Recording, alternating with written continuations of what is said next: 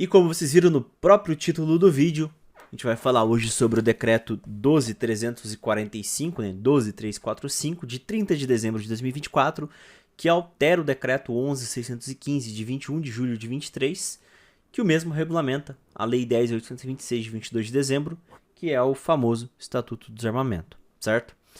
Então, decreto aí publicado na data de hoje, dia 31 de dezembro de 2024. E como é um decreto que altera outro decreto, ele não é apresentado na íntegra, e sim com adições. Então a gente vai fazer algumas observações aí, como por exemplo, vou tentar resumir da maior forma possível, né, pontos que eu achei interessante, que é começando aqui justamente pelos equipamentos de acervo de coleção e de uso histórico, né, que serão, digamos que, catalogados de uma forma diferente. Como assim?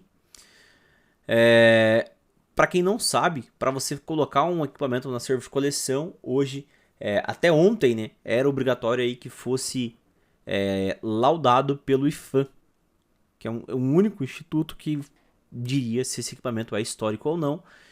E aqui ele agora vai ter que seguir uma ou mais características aferidas por meio de declaração ou laudo por um dos órgãos que trata o artigo 41. Então a gente vai chegar lá daqui a pouco, mas já abriu um leque, digamos assim.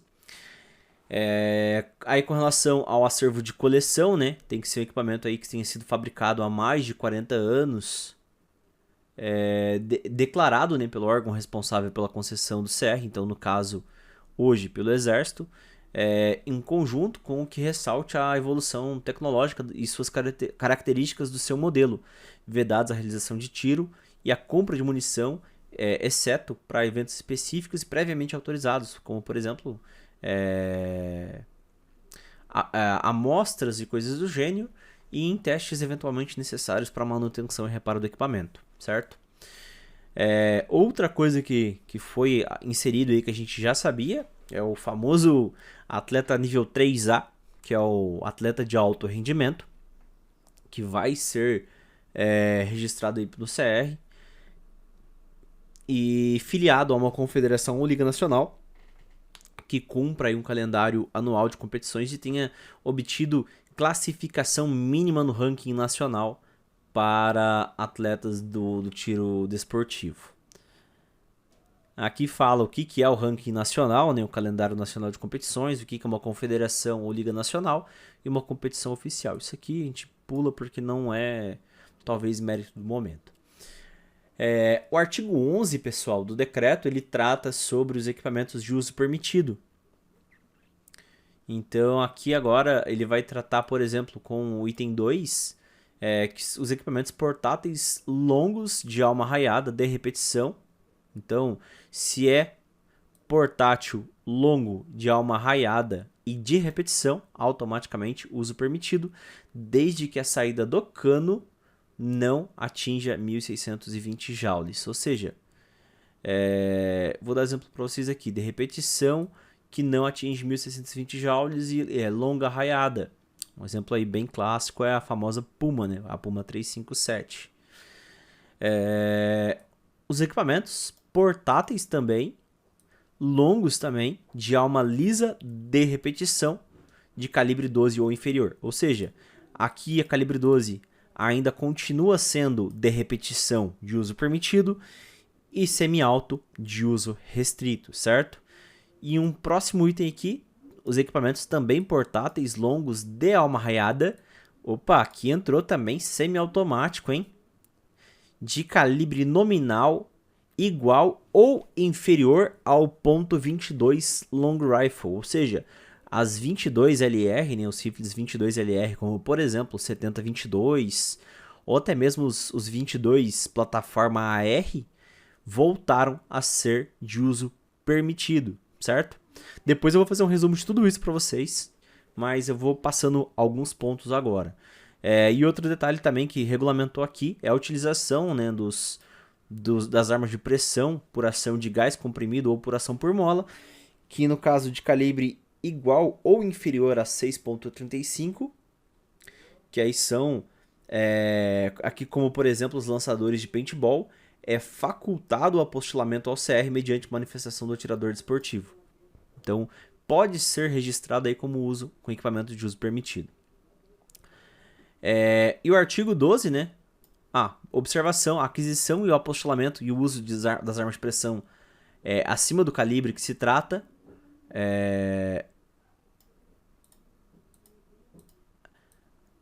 Parágrafo 2. A aquisição, o apostilamento e o uso das armas de pressão acima do calibre que se trata, parágrafo 1, observarão o disposto nesse decreto. Ok?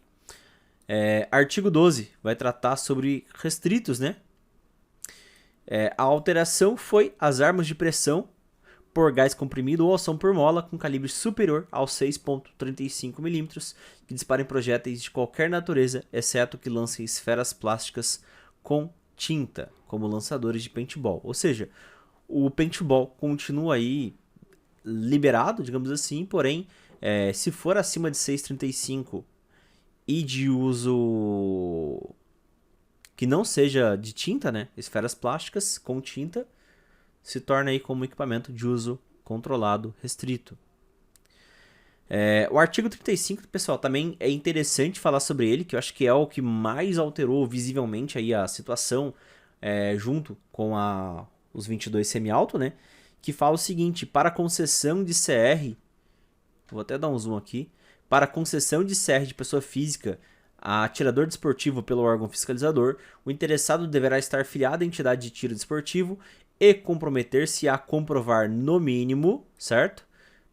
Por arma representativa de cada um dos tipos de arma que tratam o artigo 11, caput, incisos 1, 2 e 3, e o artigo 12 do caput, incisos 3, 4 e 5. Isso aqui quer dizer o que, pessoal? Comprometer-se a comprovar no mínimo a habitualidade, né? Porém, modificou, que antes era por calibre registrado, agora é por arma representativa de cada um dos tipos de arma que tratam os artigos. E, pessoal, o que significa isso? Que basicamente a gente criou, deixou de ser por calibre e virou por, digamos que, 6 grupos de armamentos, né? Que seriam eles de uso permitido. Então, um grupo, digamos assim, vamos colocar que são 6 tipos de habitualidade em 2 grupos diferentes. Então, seriam os grupos de uso permitido, de arma curta, longa, raiada e longa lisa. Ou seja, longa, uso permitido, curta, longa raiada e longa lisa. E uso restrito, curta, longa raiada e longa lisa. Tá, Daniel? E como vai funcionar isso? Me explica. Se você tem, por exemplo, uma 380 e uma 9mm, você vai ter que fazer aí as mesmas 8 habitualidades em cada uma. 8 com 380, 8 com 9mm. Se você tivesse, por exemplo, uma 9mm e uma .40, a mesma habitualidade serviria para as duas, já que as duas englobam como curta de uso restrito. Ah, Daniel, mas de onde você tirou que são 8 habitualidades? E não 6, por exemplo, como tem gente falando por aí. Porque aqui, pessoal, ele alterou só a exigência, porém, ele não fez alteração nenhuma com relação à quantidade mínima, que já consta no próprio decreto, ou mesmo com relação aos níveis, certo? Inclusive, ele trata assim de níveis exclusivamente para o atleta de alto rendimento, que foi criado agora. Aí, pessoal, o artigo 38 ele trata especificamente sobre concessão para as entidades de tiro, né? Que são aquelas restrições que a gente já estava ciente aí que ia acontecer. Então não vou entrar muito nesse mérito aqui, Porém, eu quero deixar duas observações aqui que eu achei, no mínimo, interessantes, né? Interessantes de uma forma ruim, digamos assim.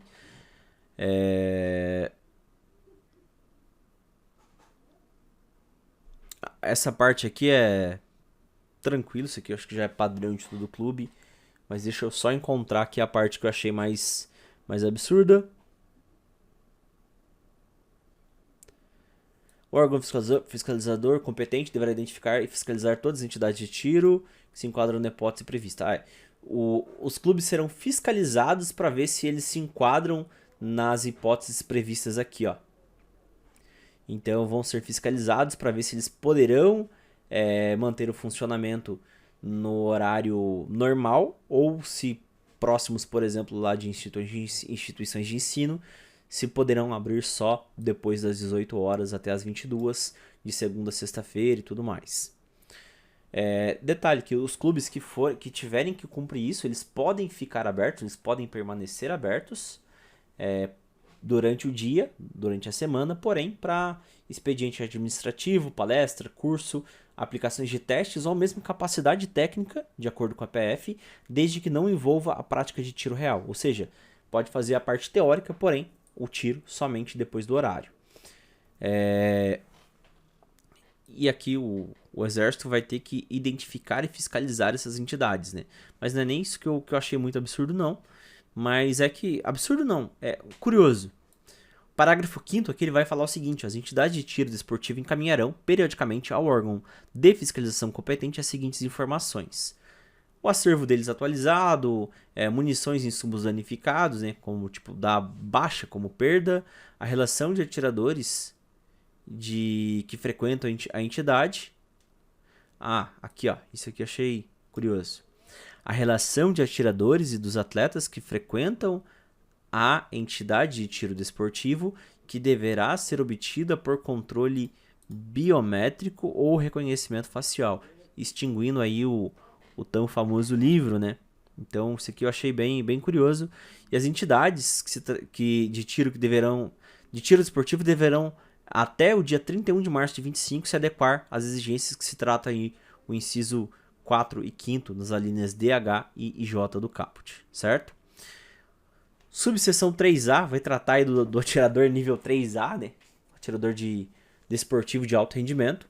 Não vou nem entrar nesse mérito aqui, porque eu acho que isso aqui vai contemplar uma parcela mínima e que eu duvido que seja a parcela que se atenta aos vídeos do canal. Então não faria sentido a gente gastar tanta observação com isso, certo? Mas sim, foi criado e foi categorizado aí o famoso nível 4, como muitos aí falaram que não aconteceria. E agora, com relação, pessoal, ao inciso lá de cima, quer ver? O 14 aqui, ó, arma de fogo histórica, trata agora da seguinte forma, pessoal: quem poderá dizer que esse equipamento é um equipamento de uso histórico para ser colecionável? O próprio IPHAN, né, o Instituto de Patrimônio Histórico e Artístico Nacional, os Institutos de Patrimônios Históricos do Estado e do Distrito Federal, o próprio Exército ou museus públicos, certo? E eles têm aí, depois da fiscalização, ou melhor, depois do laudo ou da declaração, eles têm aí 30 dias para informar o Exército sobre a decisão deles. Importante aqui também, pessoal, ó, artigo 79, ele dá um prazo aí, no parágrafo 3 dele, para que os proprietários de armas apostiladas para tiro desportivo e caça excepcional, que desejarem alterar a destinação aí da arma para atividade de coleção, pessoal, então isso aqui é exclusivamente para quem tem arma no tiro e na caça e quer colocar em coleção, vão ter até o dia 31 de dezembro de 2025 para requerer essa troca de acervo, desde que observada aí as novas exigências de laudo ou declaração. O artigo 79 trata aí sobre as eleições, né, que é o que a gente já está acostumado, que fica proibido o transporte de qualquer PCE antes, 24 horas antes e 24 horas depois das eleições. Então, essas eleições acontecem, por exemplo, num domingo às 7 horas da manhã, começa a vigorar no sábado às 7 horas da manhã e encerra, se a eleição, por exemplo, for até às 18, se encerra às 18 da segunda-feira, certo? E o que fica, uma observação aqui, ó, a proibição prevista no caput aplica-se a todos os municípios, ainda que não sejam realizadas eleição em primeiro ou segundo turno em seu território, de acordo com o calendário oficial estabelecido pela Justiça Eleitoral, certo? Então, pessoal, basicamente o decreto ele tratou dessas coisas, né? Eu até fiz um resumo aqui para vocês, que é basicamente o seguinte. Os principais pontos foram que as habitualidades, né, deixam de ser por calibre e passam a ser divididos em 6 categorias, digamos assim. Muita gente confundiu esses 6 com 6 habitualidades, mas não. São 6 tipos de habitualidades, digamos assim. Que seria com arma de uso permitido curta, longa raiada e longa lisa, e de uso restrito também curta, longa raiada e longa lisa. Então, Daniel, mas eu tenho uma Mossberg 930 e tenho uma 12 militar. Você vai ter que fazer 8 habitualidades com cada uma delas, porque são em grupos diferentes, certo? Mais um resumo, que o decreto apresenta aí, no caso, um novo nível de atirador, que é o atirador de alto rendimento, que pode ter até 16 equipamentos, sendo 8 de uso permitido e 8 de uso restrito, e uma maior quantidade de munições e insumos, né, que é 20% a mais do que o nível 3, e direito a uma guia de tráfego única anual para competições, com o atendimento aí dos requisitos. Detalhe que a guia de competição para os demais níveis, ela é mensal. Então, o atirador de alto rendimento ele tem direito a essa guia de tráfego única anual para competições. Detalhe, única e anual, ou seja, não precisa ser para clube específico. Isso aqui deveria ser livre para todos os níveis, já que a gente precisa competir da mesma forma. E um outro detalhe também, que para a questão de habitualidade, o de alto rendimento, pessoal, eu estou resumindo, por isso que eu não li aquele absurdo de coisa lá. Para o alto rendimento, ela vai ser aferida numa classificação única, digamos assim, permitida ou restrita, certo? Aí eu acho que o que mais vai dar visibilidade aí com relação ao decreto em si, né, os acontecidos, é que o 22LR semi-alto volta a ser permitido, certo? Isso aí eu achei bem interessante. Ele volta a ser permitido. Lembrando, né, outra observação que eu coloquei, o prazo aí de até dia 31 de março de 2025 para os clubes estarem atendendo às novas exigências da legislação. Isso aí é muito importante, isso aí eu acho que vai ser um pouco corrido, né? E lembrando que os clubes com a menos de 1 km aí das instituições de ensino, eles vão precisar ter o seu funcionamento restrito durante a semana das 18 às 22, finais de semanas e feriados das 6 às 22. Como eu disse também lá que está no decreto, ele pode manter o expediente administrativo, palestra, curso, ou mesmo, vamos lá, vou fazer laudo. Ele pode começar o laudo, por exemplo, meio-dia, e a pessoa fazer a prova escrita e a partir das 18 daquele dia realizar somente a prova de capacidade técnica, certo? A parte de tiro em si. E que a gente tem aí o prazo, né, até dia 31 de dezembro de 25, para quem quiser colocar algum equipamento que já está registrado no acervo de caça ou tiro para o acervo de coleção. Bom,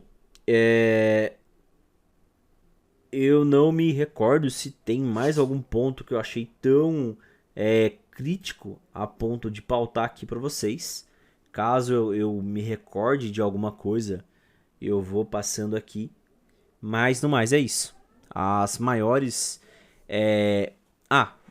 as maiores alterações visíveis aí realmente são a criação do nível 4, né, o atirador de alto rendimento, a alteração da habitualidade com relação a como fazer e não ao quantitativo, certo? Quantidade mantém-se aí as mesmas, né? Nível 1, mínimo de 8, nível 2, 12 mais 4, nível 3, 20 mais 6.